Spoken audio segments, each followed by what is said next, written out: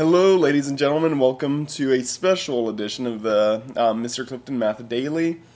This one comes at the special request for a little bit of extra credit, a little bit more.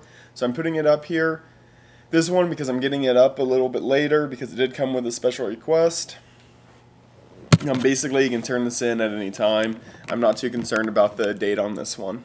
At least within a week's time, so I'll give you a week, because after that we'll be past Pythagorean Theorem, so no need to really go over this that much anymore. Okay, so we'll go through, we'll kind of learn about, we've already learned a lot. We've learned about the anatomy of a triangle, basically, so knowing what the hypotenuse is, the right angle is, how to tell if it has a right angle, etc., etc.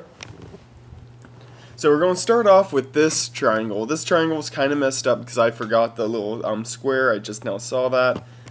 So we'll just pretend the square is in the corner, but we will say that this is a right triangle. And looking at it, the legs are 8 and 6. The hypotenuse is x. That means we don't know. When we've got a variable, that means we don't know what it is yet.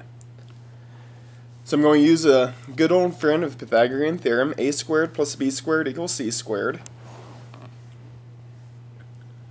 My legs, a and b, are 8 and 6. I'm going to square those.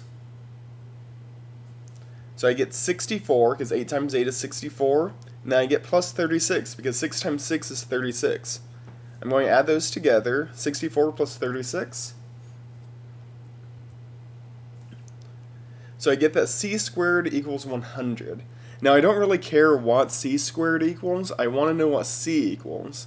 So to get rid of that squared, I'm going to do the opposite, the inverse of a square, which is the square root. So c equals the square root of 100.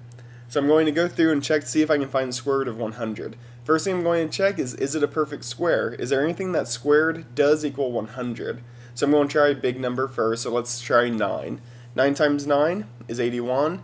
81 is less than 100, so let's try another one. Let's do 10 times 10. 10 times 10 is 100, so I've got my answer of 10.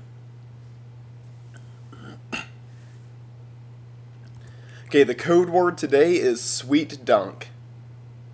So just put this code word in the form, go through, make sure you get your name, the hour, you know the drill, and then also put in this question at the very end as well, or the answer to this question. So I want you to find x. You guys have actually already kind of seen this problem, but it's just a good way to kind of see, do you actually remember what we've done? Okay, that's it. Go ahead, put this in for some extra credit. And we're actually pretty much done with this 9 weeks with this. We'll go over a little bit kind of next week and a little bit tomorrow on how to find sides, the legs, instead of the hypotenuse. We're going to be using the same formula, basically the same thing. But we'll go over that here very shortly.